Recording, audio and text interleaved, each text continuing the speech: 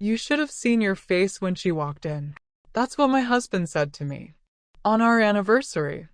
I stood there, frozen, holding the edge of the dining table like it was the only thing keeping me from collapsing. My husband of 10 years, was laughing. And beside him stood a woman maybe 10 years younger than me, wearing a white silk dress that matched the napkins I had spent the entire morning ironing. Her hand rested on his arm like it belonged there. Like I was the outsider. I still remember the smell that night. Rosemary chicken and burnt candles. I'd planned everything perfectly. A home-cooked dinner, his favorite dessert, a playlist that started with the song from our wedding. I wanted to remind him of how far we'd come, but instead he walked in with her. The room felt smaller. My throat tightened. Who is she? I asked, even though I already knew. Women always know. He smiled. This is Natalie, my wife. For a second, I thought I misheard him. My body went cold. My mind scrambled to make sense of it. Some joke, some twisted prank. But the way she looked at me, her lips pressed together, her eyes shifting toward the floor, she wasn't laughing. I dropped the serving spoon. It hit the tile with a metallic clink that sounded like the end of something I didn't want to end. I wanted to scream, but all I said was, "You brought her here?" On our anniversary. He shrugged like it was nothing. Well, technically it's not ours anymore. My ears started ringing. I could barely hear him as he said something about moving on and wanting closure. I saw his mouth moving, but the words didn't reach me. Natalie stood awkwardly beside him, holding a small gift bag. I didn't know, she said softly. I turned to her, trying to process the audacity of this entire moment. Didn't know what? That this was your anniversary. I wanted to throw something. I wanted to laugh and cry at the same time. My hands trembled as I grabbed my phone from the counter. 10:04 p.m. October 14th, exactly 10 years since the day we said, I do. And now he was saying I did twice. I didn't sleep that night. I sat in the dark living room after they left, staring at the empty wine glasses and the melted candles. The silence felt heavier than any noise I could have made. I kept replaying the scene in my head, his smirk, her awkward half-apology, my own stunned face reflected in the kitchen window. The mirror image of a woman who'd built her life around a man who clearly moved on long before she did. The next morning, I called his mother. She sighed before I even spoke. "Oh, honey," she said. I told him it wasn't right. That sentence hit me harder than anything else. She knew. They all did. And no one said a word. When I finally asked him how long he'd been married, he said, almost 6 months. 6 months. Meaning while I was still waiting for him to figure things out, he'd already had a wedding. I remember sitting at my kitchen table, papers spread in front of me, bank statements, his old messages, photos. I started seeing the signs I'd ignored. The late meetings. The unexplained business trips. The new cologne. He didn't ruin our anniversary that night. He'd been ruining it for a long time. I just didn't see it until it exploded in my face. I first met Daniel 12 years ago at a grocery store in Dallas. I was restocking fruit at my part-time job, and he came in wearing a suit that didn't quite fit. He joked about how the apples looked shinier than his future, and I laughed because it was corny, and he knew it. We dated for 2 years before we married in a small courthouse. I didn't care about the fancy stuff. He said he'd give me the world once he made it, and for a while he did try.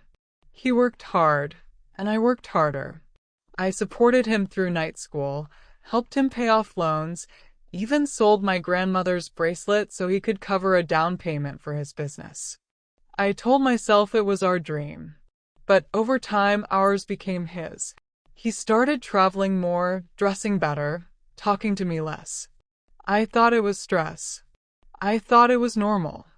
But now I realize it was distance, and he was building that distance on purpose.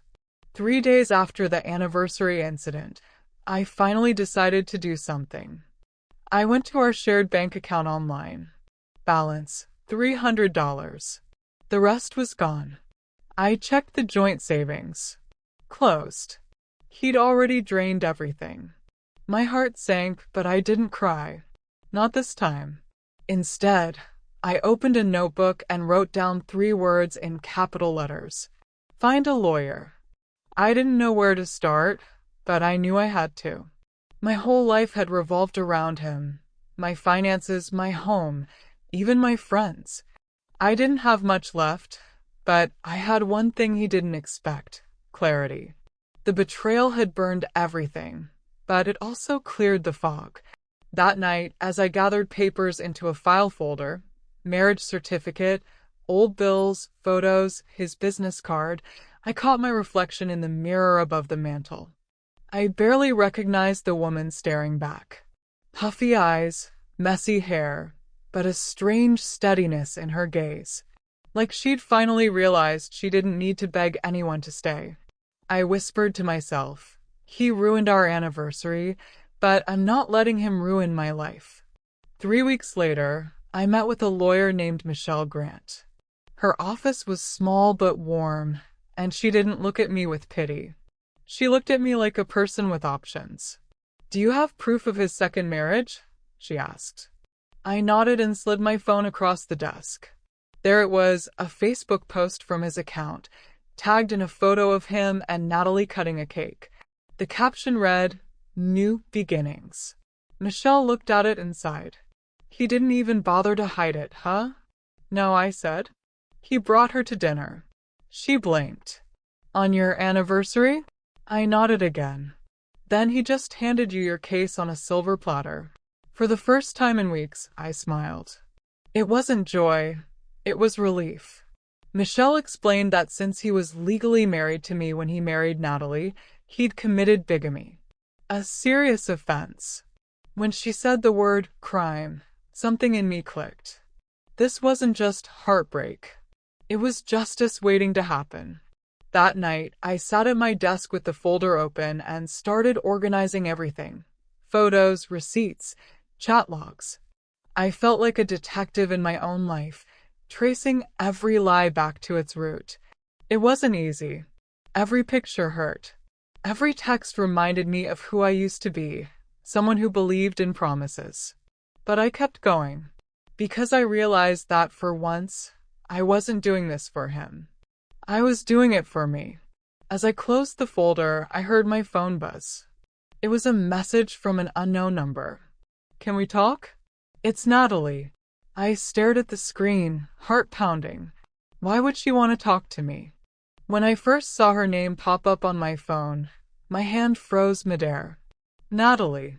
The same woman who'd stood in my living room, clutching a gift bag while my world collapsed around me. I stared at her message again. "Can we talk?" "Please." I didn't know he was still married. I should have deleted it. I should have blocked her number.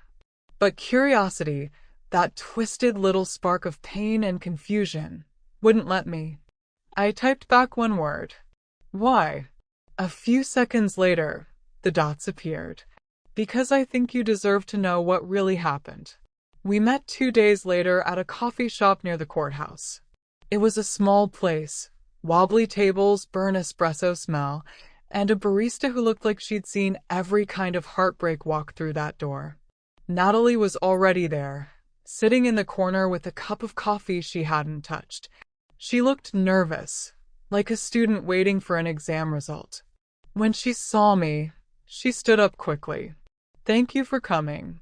I nodded stiffly and sat across from her. This better be good.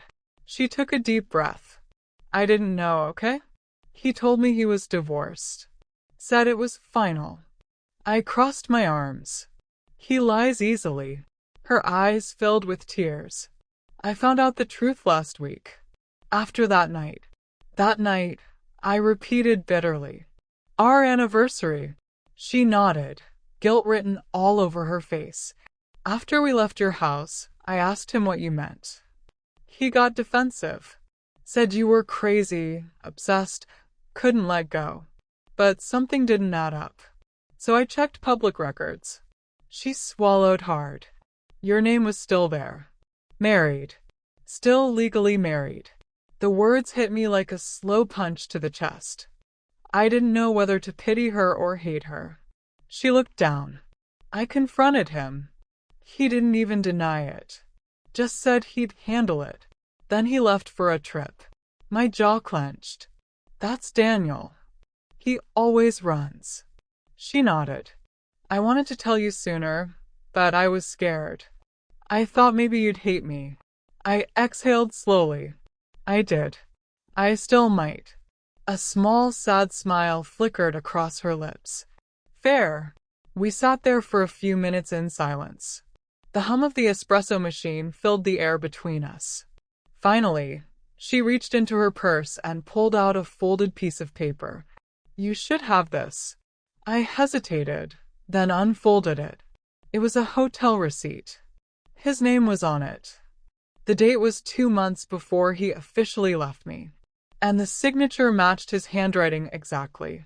Below it was a note scribbled in blue ink. Room service for Natalie. I laughed, but it wasn't a happy laugh. It was one of those hollow, disbelieving sounds that come out when your emotions can't decide whether to scream or shut down. Thank you, I said quietly. You just gave me proof of adultery and fraud. She looked shocked. What are you going to do? I looked her straight in the eyes. End this the right way. After that meeting, I went straight to Michelle's office. She was flipping through files when I walked in. You look like you found something. I handed her the paper. More than something. Proof. Michelle's eyes widened as she scanned the receipt. Oh, this is good. Very good. He signed it himself. So now what? I asked. She smiled. Now we file criminal charges. Bigamy. Fraud. Possibly financial misconduct, depending on how much he took from your joint accounts. I sat down, my knees shaking. I'm scared, Michelle. I know, she said gently. But scared people still win cases. Especially when they're right. Over the next week, my life became a blur of paperwork and meetings. I had to gather tax returns, bank statements, his business registration, all the invisible threads that tied me to him. Every page felt like a reminder of how much I'd built for someone who'd never intended to stay. At night, I'd sit in bed with my laptop open, watching videos about divorce law and financial recovery. I didn't cry anymore.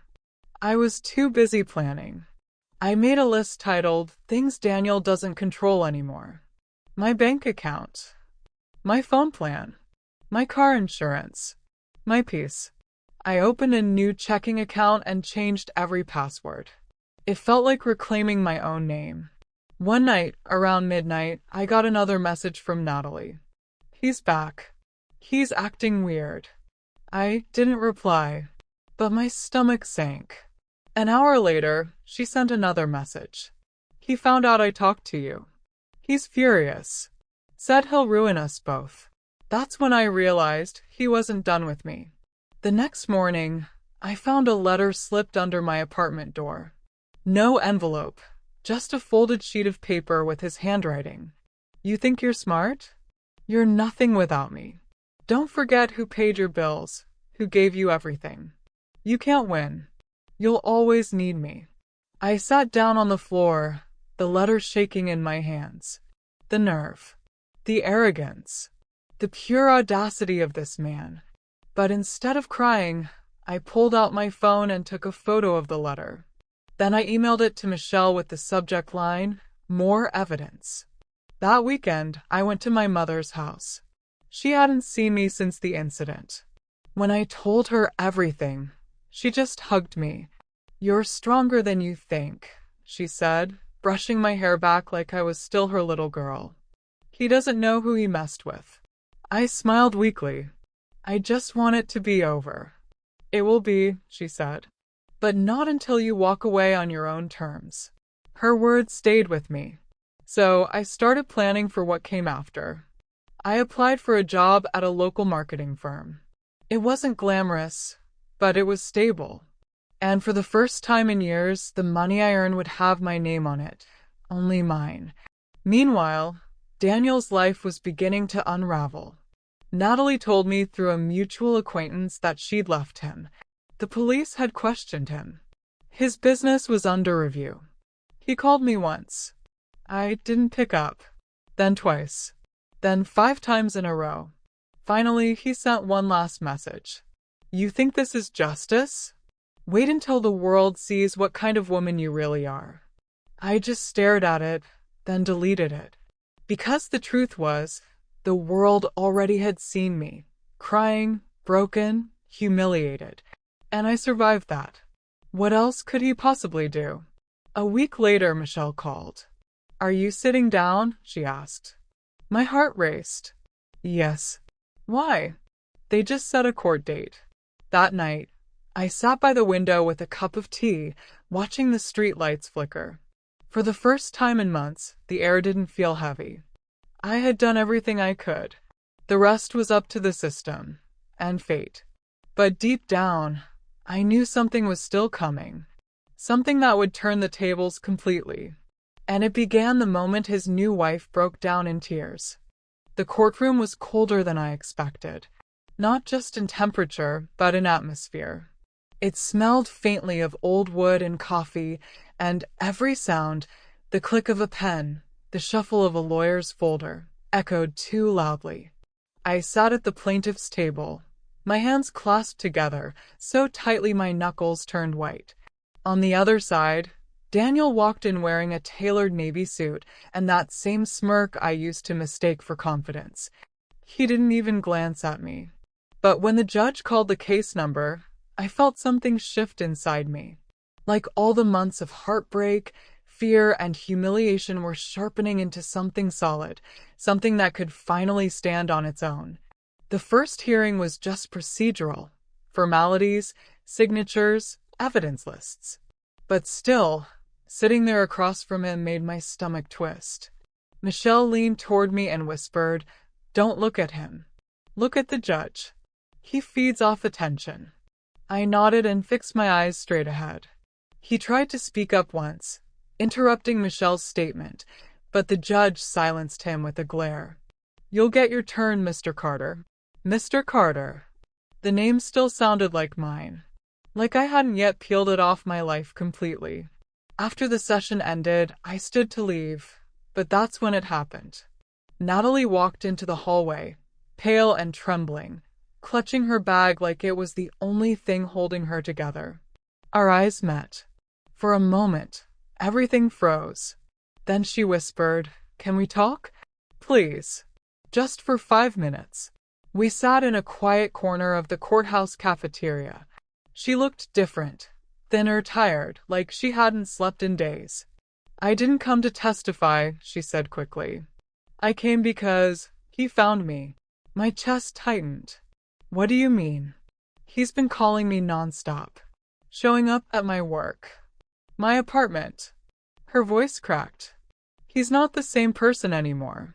I frowned. "Natalie, he's never been that person. You're just seeing it now." Tears filled her eyes. "You were right. Everything you said that night, I thought you were bitter, but now I see it." She reached into her purse and pulled out her phone. "Look." She scrolled through message after message. "You owe me. If you talk to anyone, you'll regret it. I'll take everything from you like I took it from her." And then one message that made my stomach drop. "You and her will both pay. Her and me." I felt my heartbeat in my throat. "Natalie, you need to file a restraining order," I said. "Right now." She shook her head. "I can't. He knows things about my family. He said he'd ruin them if I do." I reached across the table and took her hand. "He's bluffing. That's all he ever does. He manipulates fear." But I could tell she wasn't convinced. When I left the courthouse that day, I sat in my car for nearly half an hour, staring at the steering wheel. Every time I thought I'd reached the end of this nightmare, it twisted into something new. He wasn't just a cheater or a liar. He was dangerous. And now he was unraveling. 2 nights later, I got a call from an unknown number. I almost didn't answer. but something told me to. It was Natalie. Her voice was shaking. He's outside my apartment. I sat up straight. Call the police. I did. They're on the way. She started to cry. I didn't know who else to call. I could hear noise in the background. A man shouting, a door banging. My instincts kicked in. Stay inside, lock the door, don't say anything. Do not open it until the police arrive. She sniffled. Okay. We stayed on the phone until I heard sirens in the distance. Then silence. Then her whisper, they got him. The next morning, I received a call from Michelle. Good news, she said. He was arrested last night. Harassment, trespassing, violation of protective order. Natalie pressed charges. My breath caught. She did. Yes. And that helps us. It shows a pattern of behavior. Controlling, threatening, abusive. I leaned back in my chair, feeling a strange mix of relief and exhaustion. It wasn't over, but for the first time, the law was on our side. A week later, I saw Natalie again. She looked calmer, almost fragile, like someone who'd survived a storm and was just starting to see sunlight. We met at a park this time. Families were playing nearby, kids laughing, leaves crunching underfoot.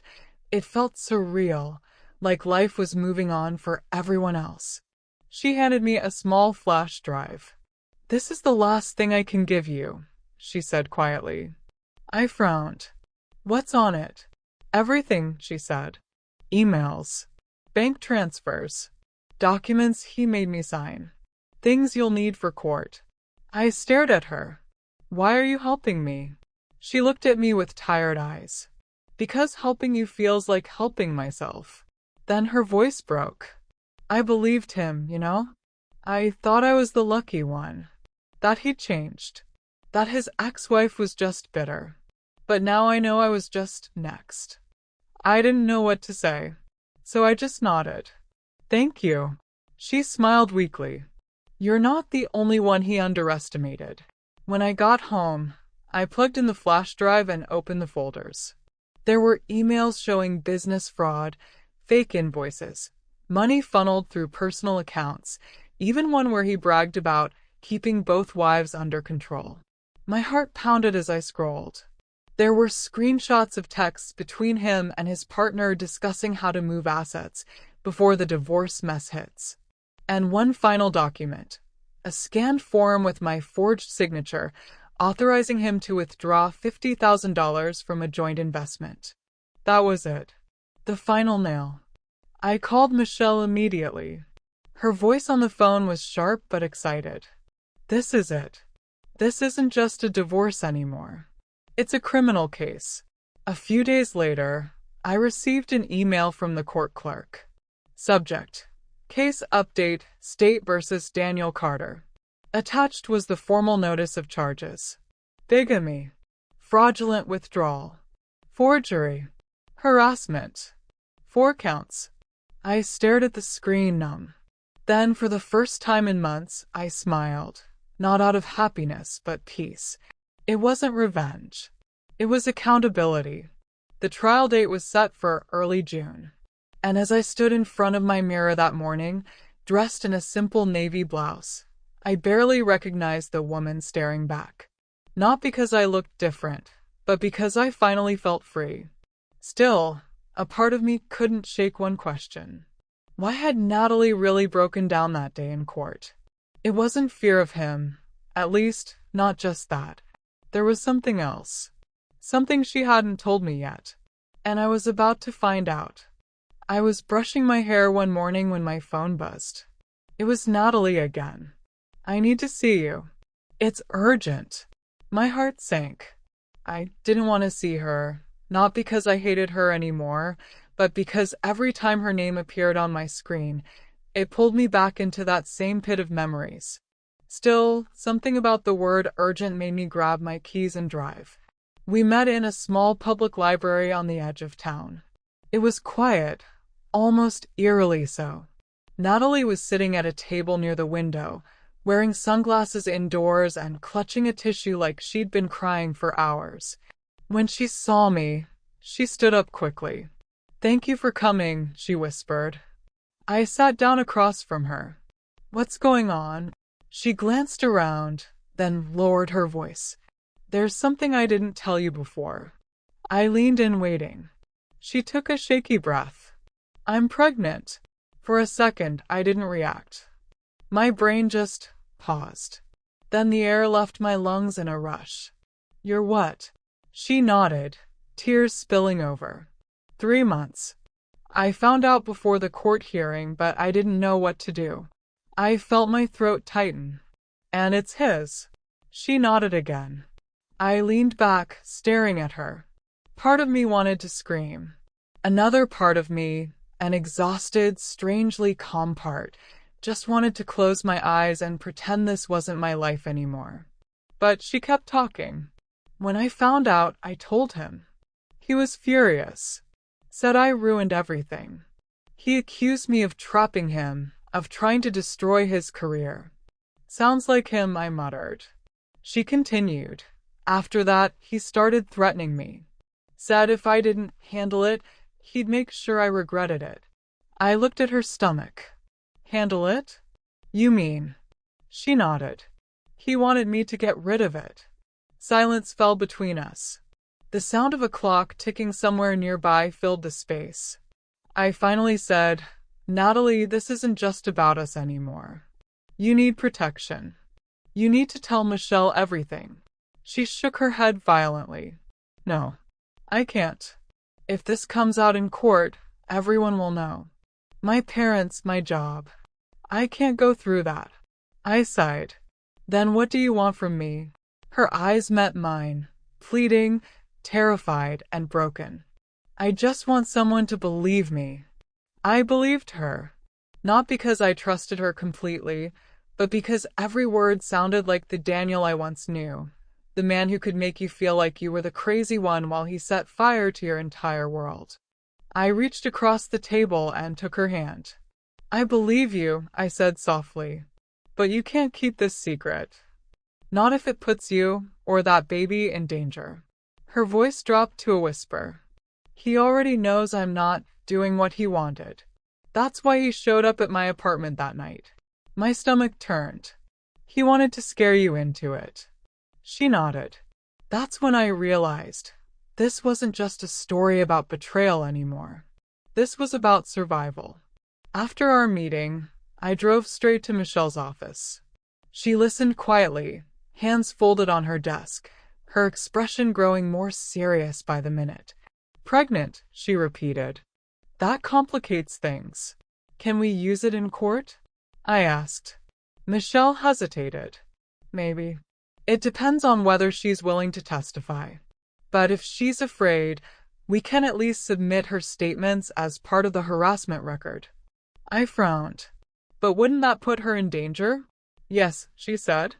"But so does silence." That evening, Natalie called again. Her voice was shaky. "He's out on bail." I froze. "Already?" "Yeah.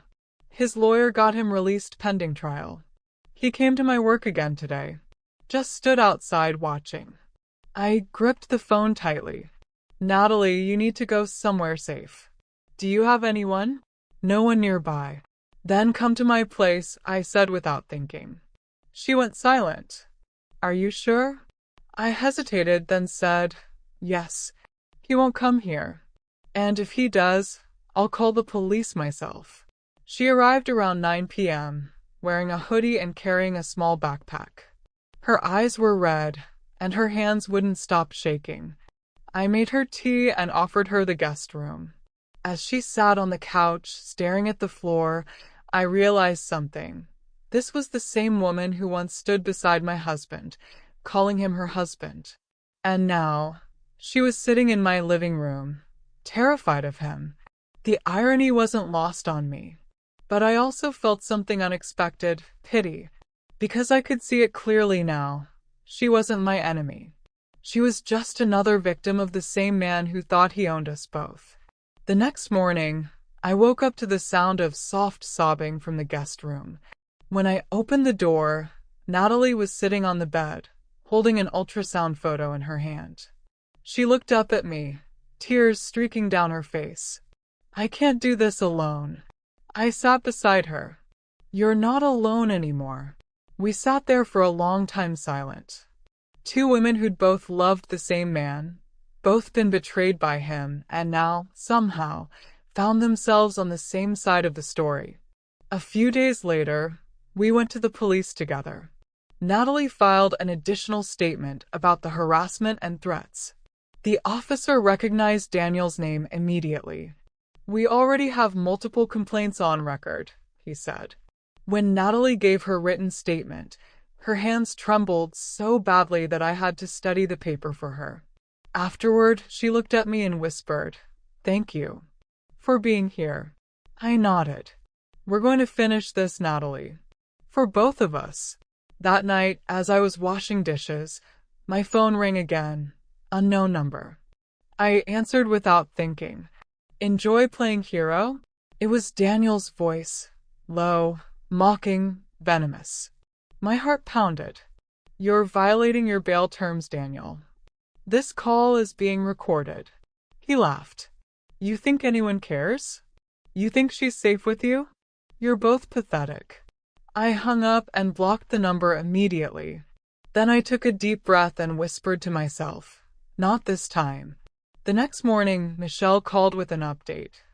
"The judge moved up the trial," she said. "Given the new evidence and the harassment, they want it handled sooner." 2 weeks. I looked around my quiet kitchen, at the sunlight pouring through the window, at the faint sound of Natalie humming softly in the guest room. For the first time in a long time, I didn't feel afraid. I felt ready. Because this time, when Daniel walked into that courtroom, he wasn't facing one broken woman. He was facing two. The morning of the trial, I woke up before sunrise. The air felt heavy, like the calm before a storm. I stood in front of the mirror, smoothing my navy blazer, my hair pulled into a tight bun. My hands trembled, not from fear, but from the weight of everything leading up to this day.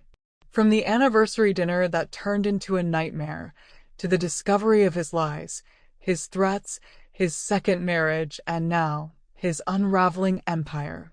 It all came down to this. Natalie sat quietly at my kitchen table, sipping tea. She looked pale but determined, her hand resting gently on her small baby bump. "You don't have to testify," I said again. "You've already done enough." She shook her head. "I want to. He needs to see what he did to both of us." I nodded.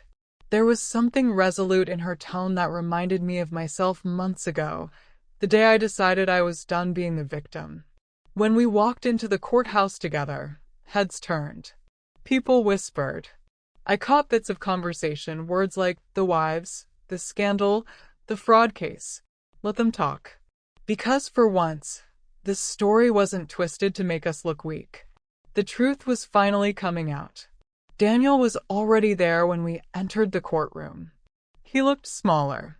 Not physically, but in presence. The confidence that once filled every room he walked into was gone. His shoulders slumped. His eyes darted between us like he couldn't decide whether to glare or beg. When his gaze met mine, I didn't flinch. I just stared back, calm, silent, steady.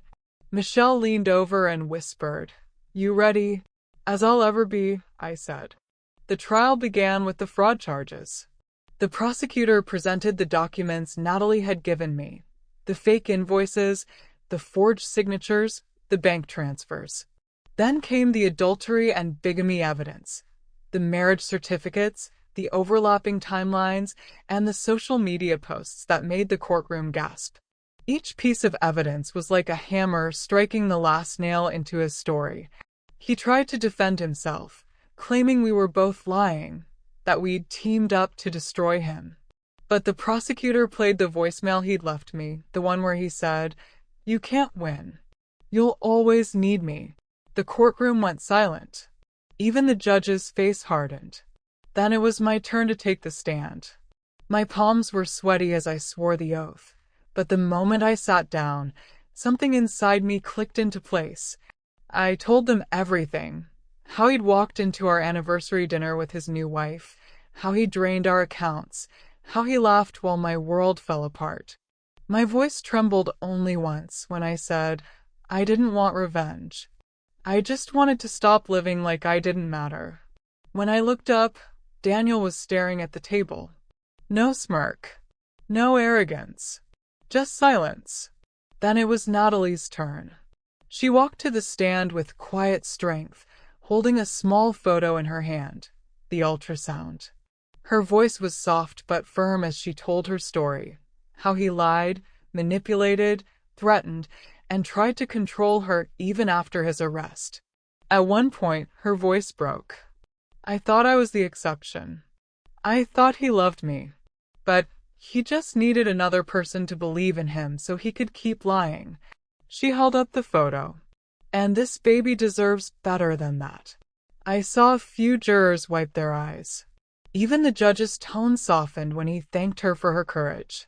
Daniel, meanwhile, looked like he'd aged 10 years in that 1 hour. The defense tried to paint him as a misguided man under pressure, but the evidence was undeniable. Emails, signatures, threats, all of it lined up perfectly. When the closing statements ended, the judge called for a short recess before the verdict. Natalie and I waited outside in the hallway, sitting on a bench under a flickering light. She whispered, Do you think he'll actually go to prison? I hesitated. I don't know. But he's going to lose something he values more, control. She smiled faintly. You think he'll ever realize what he did? I shook my head. Men like him don't have realizations. They have consequences. When the court resumed, the air was thick with anticipation. The judge read the verdict slowly, his voice echoing through the room. On the charge of bigamy, guilty. On the charge of fraud, guilty. On the charge of forgery, guilty. On the charge of harassment, guilty. Daniel closed his eyes. The judge continued, Given the severity of the offenses, the defendant is sentenced to 3 years in state custody, with eligibility for early release contingent upon restitution and counseling. 3 years. It wasn't forever, but it was justice. A quiet gasp rippled through the room. Natalie squeezed my hand under the table. For the first time in a long time, I breathed, deeply, freely, completely. After the sentencing, Daniel was escorted out in handcuffs.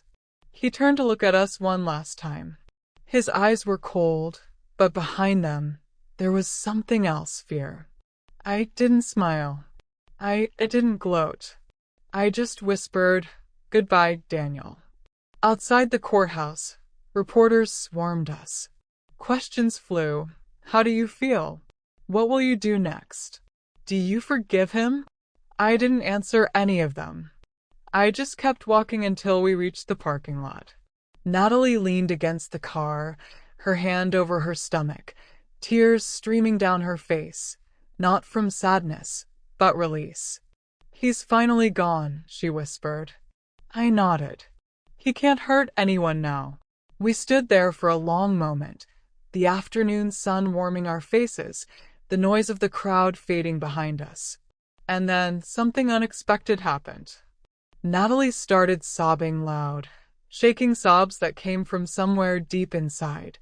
I wrapped my arms around her, holding her as she cried into my shoulder. That was when I realized this wasn't just her breaking down.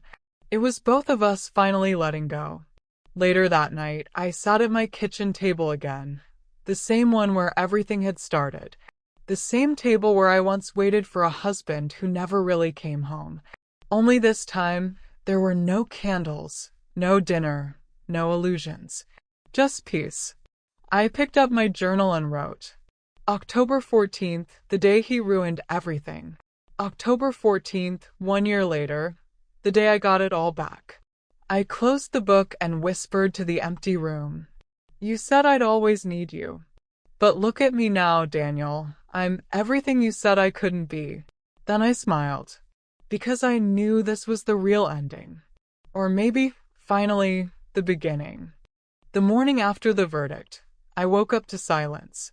Not the heavy, suffocating silence that used to fill the house when Daniel ignored me, but a peaceful one.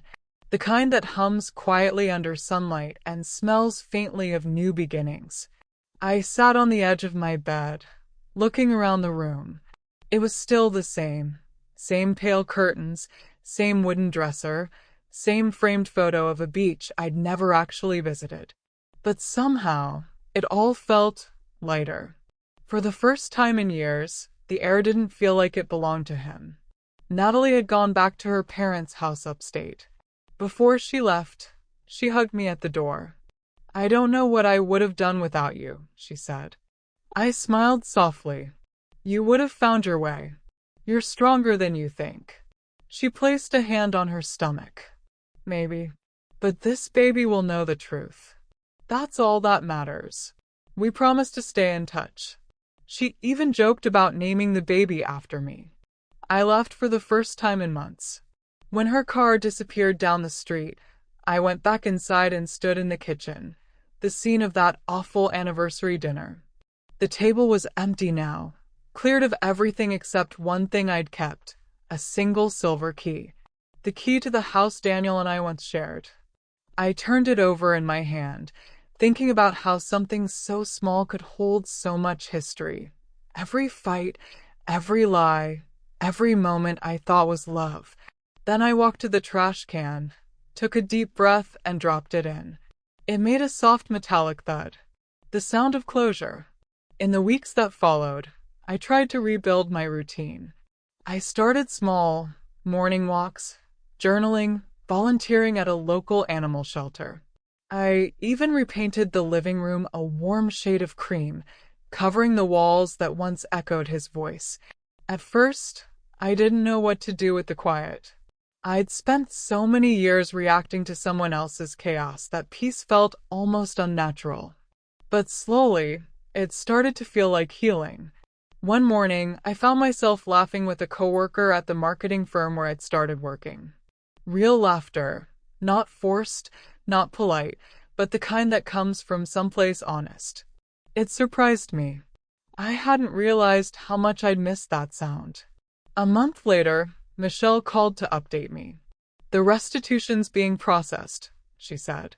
"You'll receive the funds within a few weeks." "Thank you," I said. "For everything." She chuckled. "Don't thank me. You did the hard part. You faced him." I hung up and just sat there for a while, letting it sink in. I'd faced him. Not just in court, but in my mind, my heart, my memories. And I'd won. One evening, I decided to visit the beach I'd framed in that photo years ago. It was a small coastal town 2 hours away, nothing fancy, but standing there barefoot in the sand, I realized something. I'd spent my whole marriage waiting for moments like this to happen with him. I never thought they could happen without him. The sun dipped low, turning the water gold. I pulled out my phone and snapped a photo. Not for social media, not to prove anything, just for me. That night, I captioned it in my journal. "Freedom isn't loud. It's quiet, steady, and finally mine." Life didn't magically become perfect after that.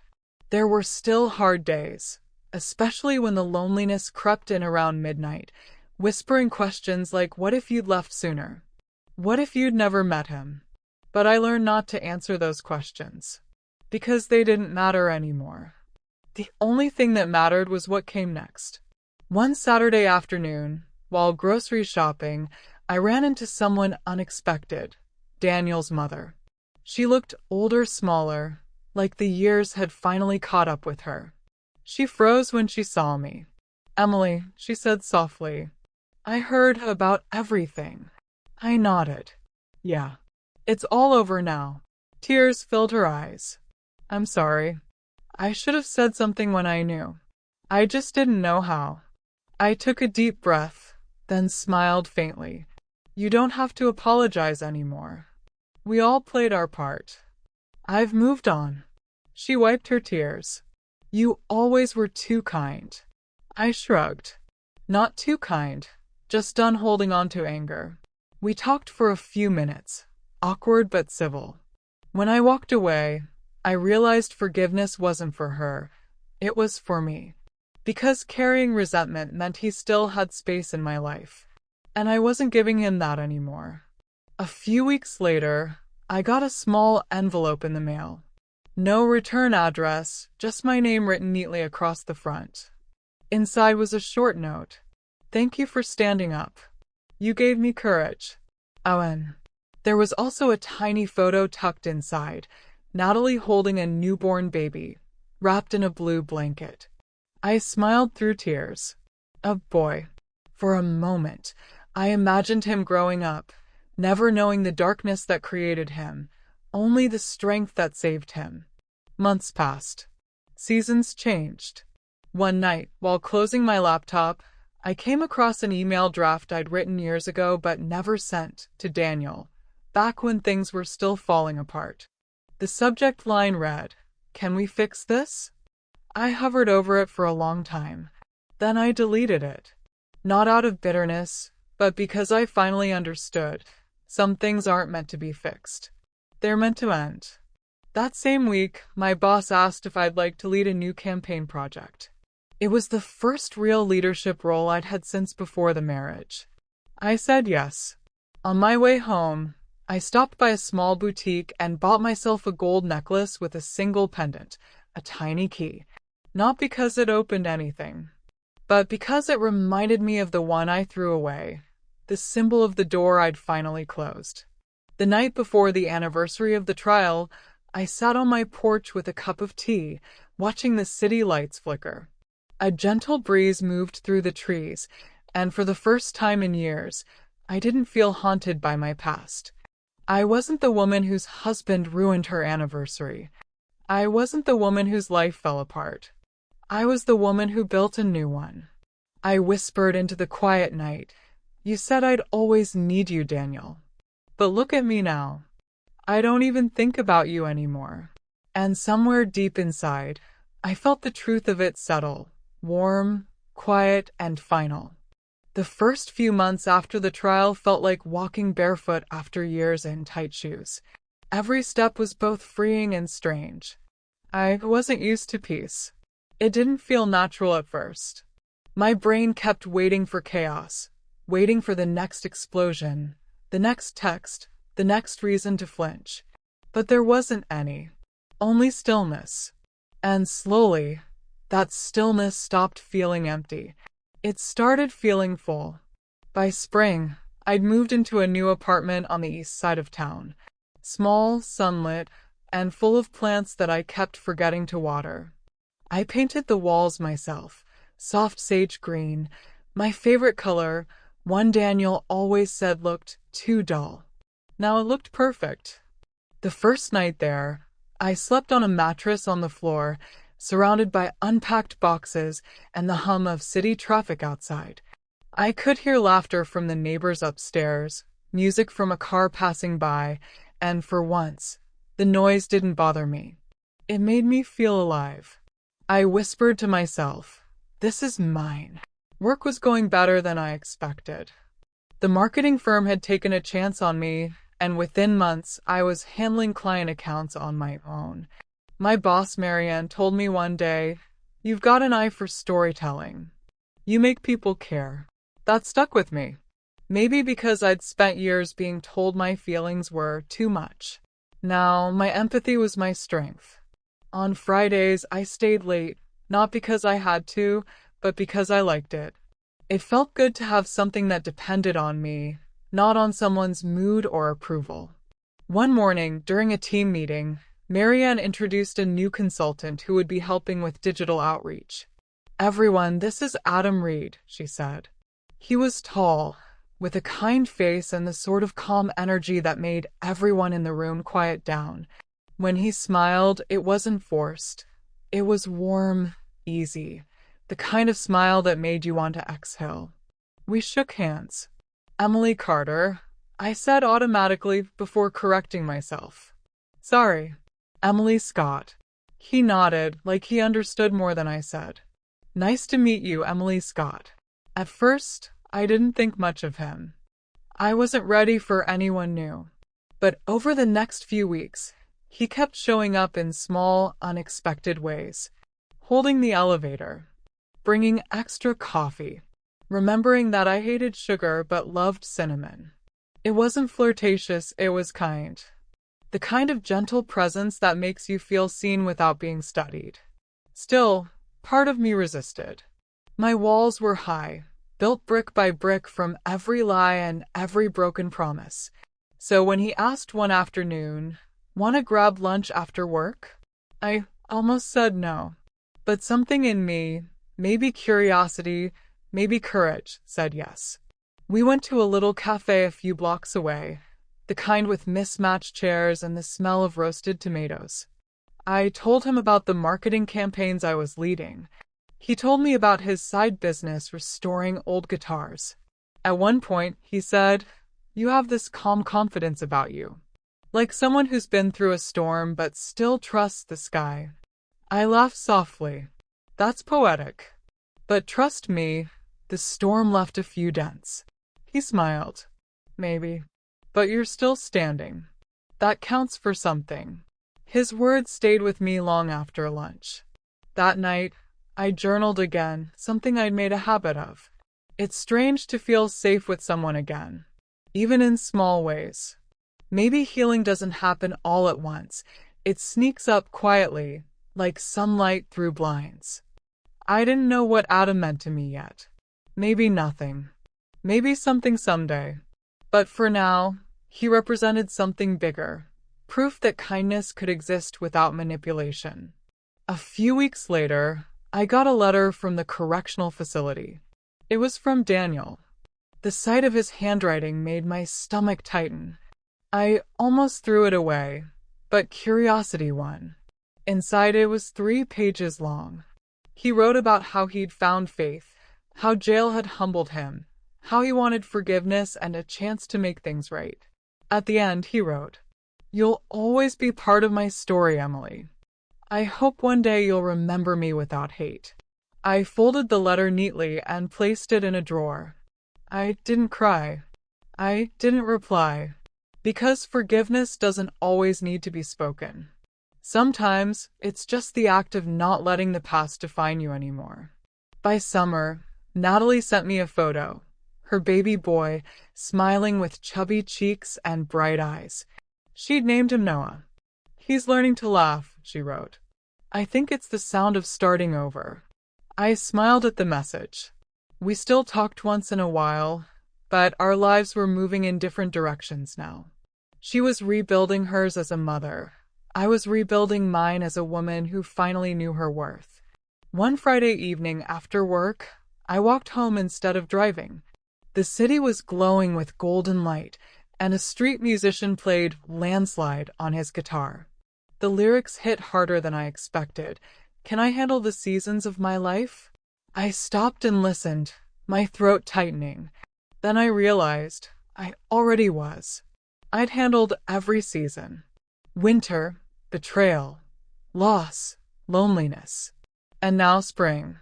As I walked away, I passed a store window with mirrors lined up for display. I caught my reflection, hair messy, eyes tired but alive, and smiled.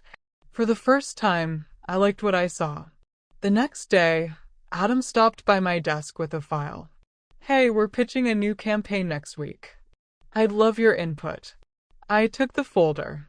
"Sure. What's the theme?" He grinned. "Second chances." I laughed softly. "You have no idea how ironic that is."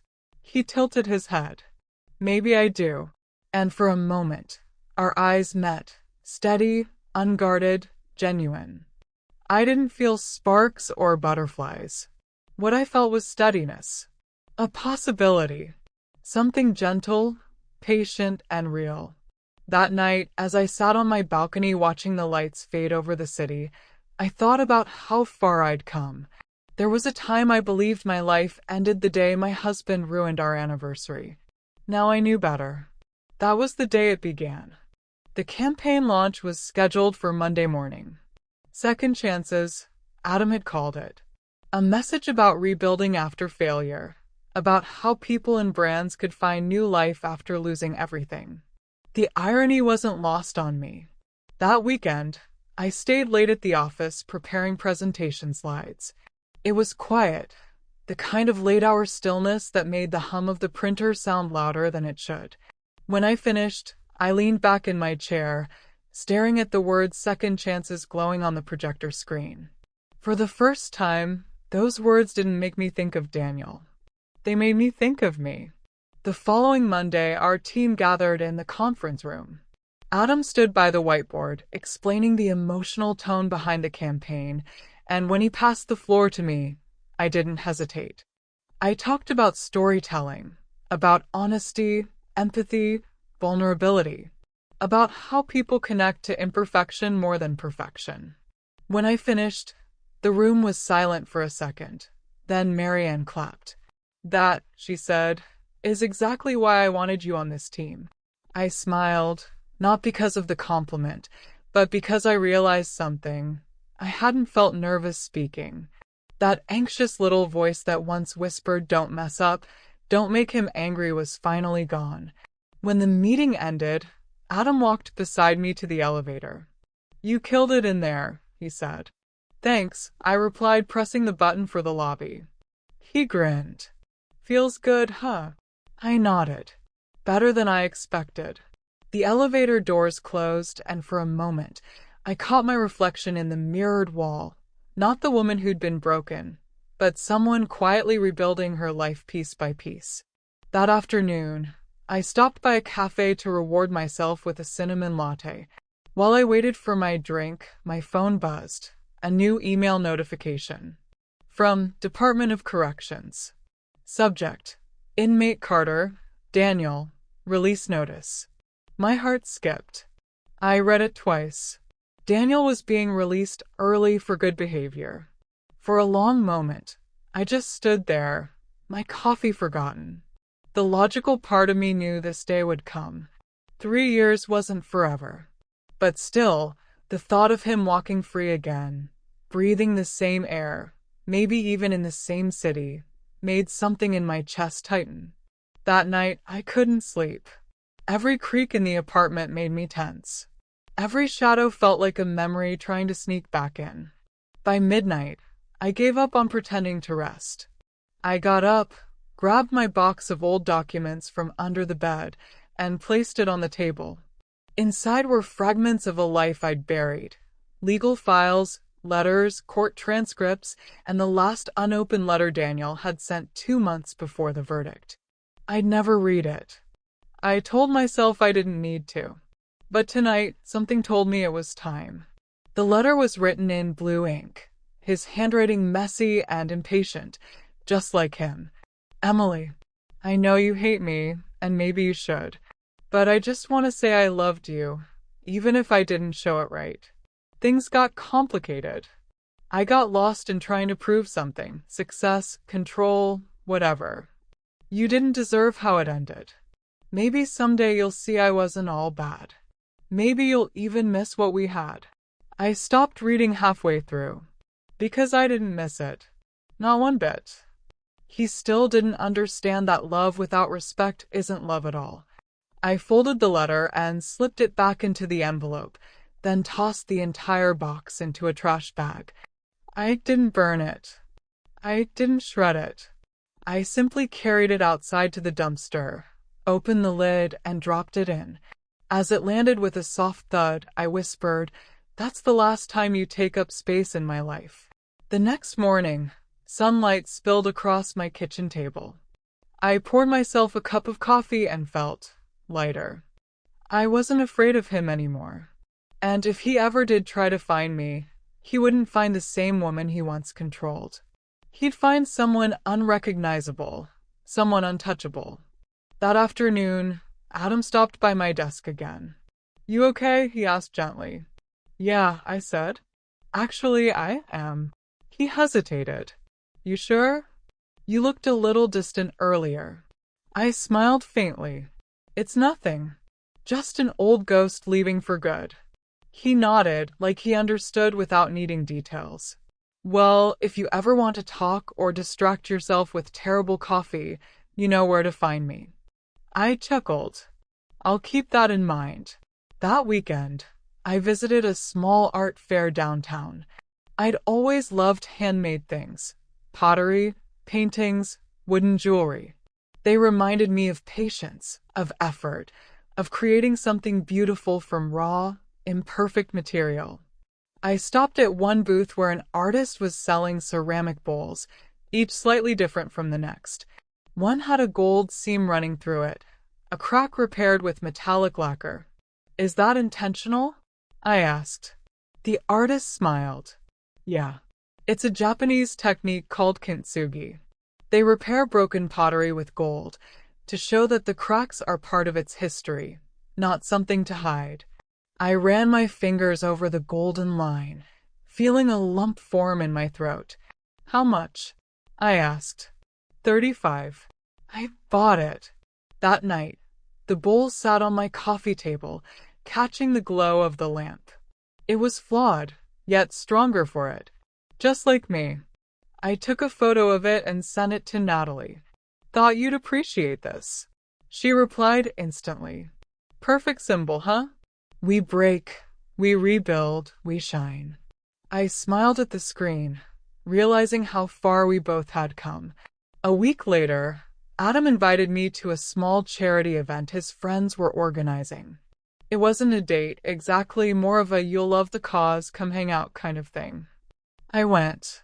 There were string lights, soft jazz, and the kind of relaxed laughter that fills up the corners of a room. For a long time, I just stood there watching people dance, talk, and live.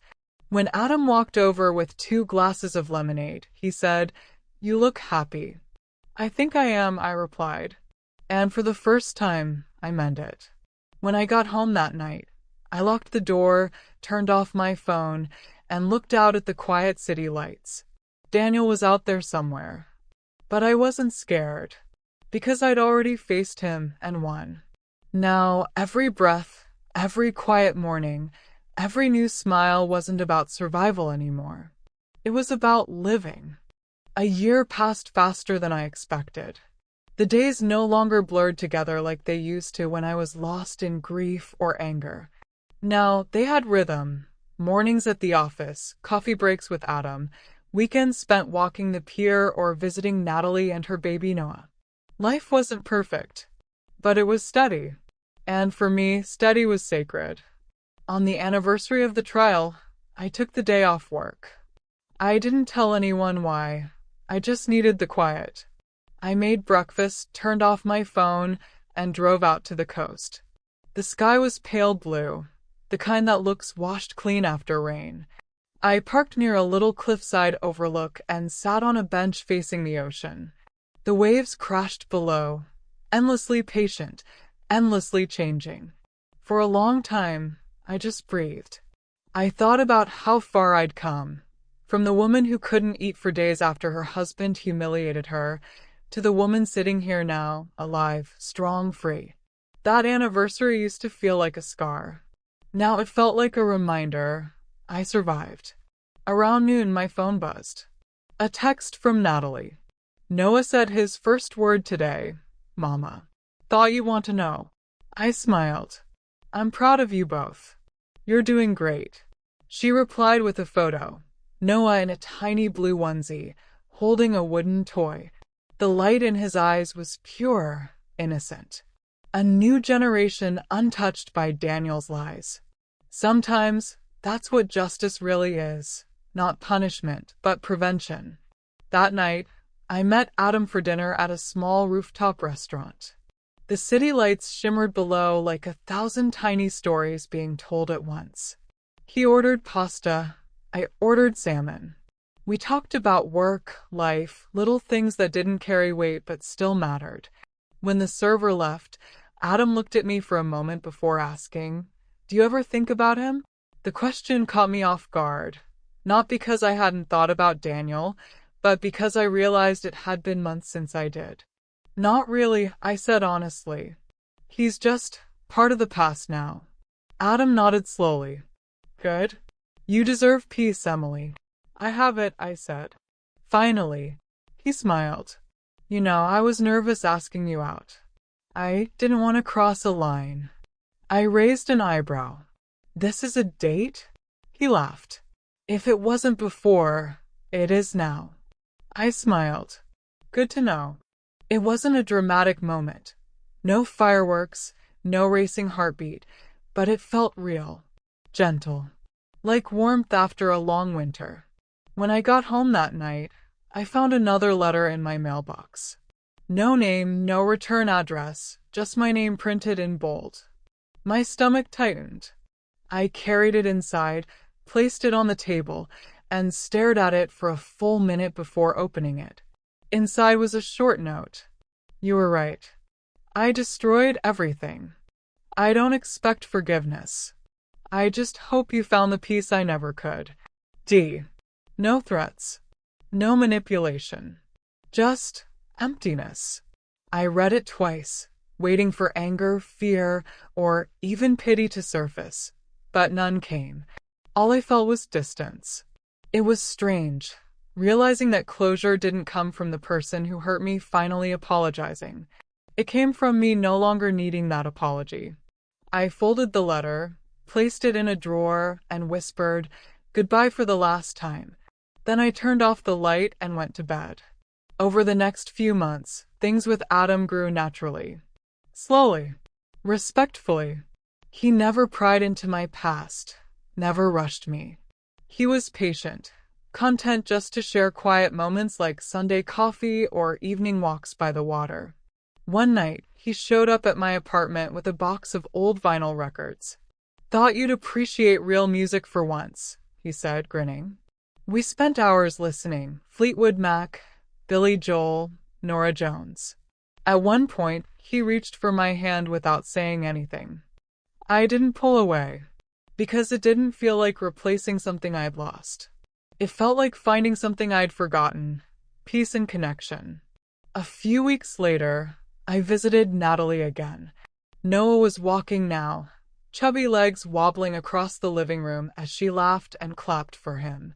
"He's obsessed with keys," she said, handing him a toy ring of colorful plastic ones.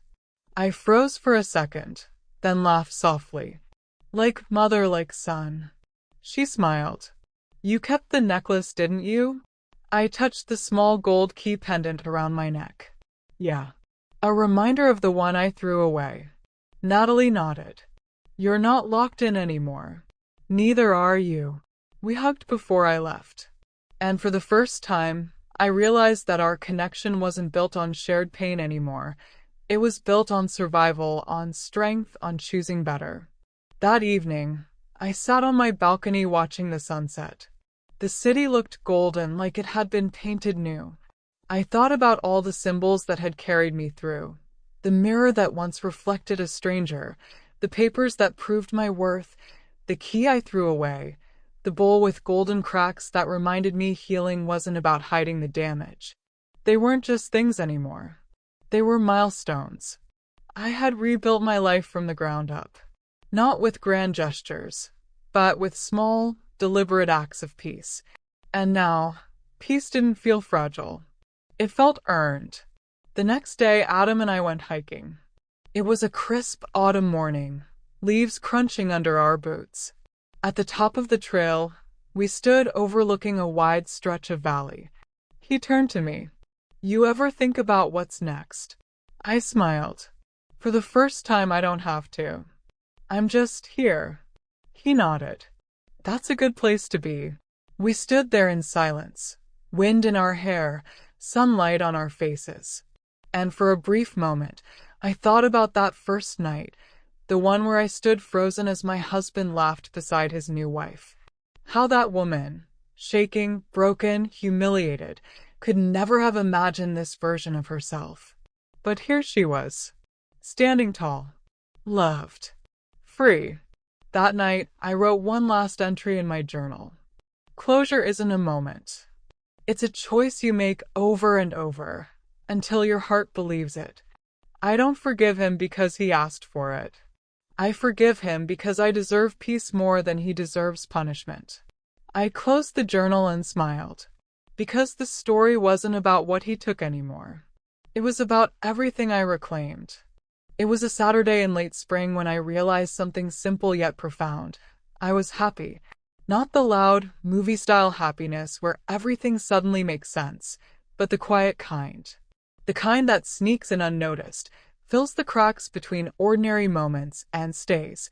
I woke up to sunlight streaming through the blinds, the smell of coffee drifting from the kitchen, and the faint sound of rain against the balcony railing. I stood there barefoot, watching droplets slide down the glass, and thought, this is it. This is peace. No grand revelation. No dramatic closure. Just a woman in her own space, breathing freely. It had been 2 years since the trial. 2 years since I said goodbye to the version of me who measured her worth by someone else's love. The world around me had shifted in ways I didn't expect. At work, I was now leading a small creative team. My name appeared on company campaigns and client briefs. I even spoke at a local business event, sharing how storytelling and empathy could transform brands. When people clapped, I smiled, not out of pride, but gratitude. Because there was a time I thought I'd never have a voice again. Adam was still part of my life. We weren't rushing anything, and that was the beauty of it. He understood that my love story wasn't about replacing someone. It was about learning how to be loved the right way. One evening, as we cooked dinner together, he asked, "Do you ever think about what you'd say if you saw him again?" I didn't hesitate. "Nothing." He raised an eyebrow. "I don't need to say anything," I explained. "Silence says everything. He doesn't live in my head anymore." Adam smiled softly, setting down the pan. "Then I'd say you've finally won." I laughed. "No, I didn't win. I just stopped losing." That night, I pulled out my old journal, the one I started after Daniel left. The pages were full of pain at first, then progress, then peace. Flipping through it felt like walking through the ruins of an old house that had finally been rebuilt. On the last page, I wrote, "You can't rewrite the beginning, but you can choose how it ends." And for me, it ended here, in a small apartment that smelled like rain and cinnamon, surrounded by quiet and possibility. A few weeks later, I received a message from an unknown number. For a moment, my stomach clenched, that old reflex. But when I opened it, I saw it wasn't from Daniel. It was from his sister, Claire. "Hi, Emily. I know this is out of the blue, but I wanted to let you know Daniel passed away last week. Heart attack. He'd been struggling for a while. I thought you deserved to know." I sat there staring at the screen. The world didn't tilt or spin. It just stopped for a moment. I wasn't sure what I was supposed to feel. Relief? Sadness? Closure? What I felt instead was something simpler. Stillness. The man who once consumed my entire life was gone. The storm had finally ended. I whispered into the quiet room, "Rest in peace, Daniel." I already found mine. Then I deleted the message. Not out of cruelty, out of acceptance. Because his story no longer belonged in mine. That weekend, I visited the beach again. The same spot where I'd sat a year earlier when I promised myself I'd let go. The air was crisp, the sea restless and alive. Children laughed in the distance, chasing waves they'd never catch. I sat on the sand and pulled out a small envelope I'd been keeping for months, not for him, but for me. Inside was a letter I'd written to my past self. "Dear Emily, you thought your life ended the night he humiliated you. But that was just the night the truth began. You learned that love isn't supposed to break you. That kindness isn't weakness. That strength doesn't come from holding on. It comes from letting go. You learned that forgiveness isn't for him. It's for you. You rebuilt. You healed. You lived. And you did it all without needing anyone's permission." I folded it back up, dug a small hole in the sand, and buried it there. Not like a grave, but like a seed. A goodbye that would grow into something new. When I got home, I opened my laptop and finally did something I'd been putting off.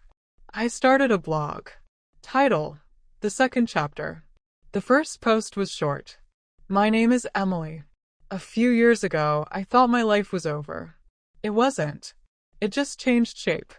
I used to think survival meant pretending everything was fine. Now I know it means facing the truth and choosing peace anyway. This isn't a story about a man who broke me. It's a story about the woman who refused to stay broken. I hit publish. Within a day, dozens of comments appeared. Women sharing their own stories, thanking me for putting words to feelings they hadn't been able to express. It wasn't fame or validation I felt. It was connection. And for the first time in a long time, I knew I was exactly where I was supposed to be. A few months later, Adam and I took a trip. Nothing fancy, just a road trip to a small mountain town. We hiked, cooked simple meals, and sat under the stars talking about everything and nothing. At one point, he looked over and said, "You know what I love about you? You don't need anyone to save you." I smiled. That's because I already did. That night, as I lay beside the open window listening to crickets, I thought about everything that had led here. The betrayal, the heartbreak, the courtrooms, the silence, the rebuilding. It all led to this moment of peace, of knowing that healing wasn't about forgetting what happened. It was about remembering it without pain. Now, when people ask if I'd change anything, I say no. Because even the worst parts built the woman I became. One who learned that strength doesn't come from avoiding the storm, but from walking through it and realizing the rain doesn't drown you. It cleanses you. I close my story with this. If someone tells you you're not enough, let them go. If someone breaks you, don't spend your life proving them wrong. Prove yourself free. And when the world finally grows quiet, when the pain softens into memory, remember, peace isn't something you find. It's something you become.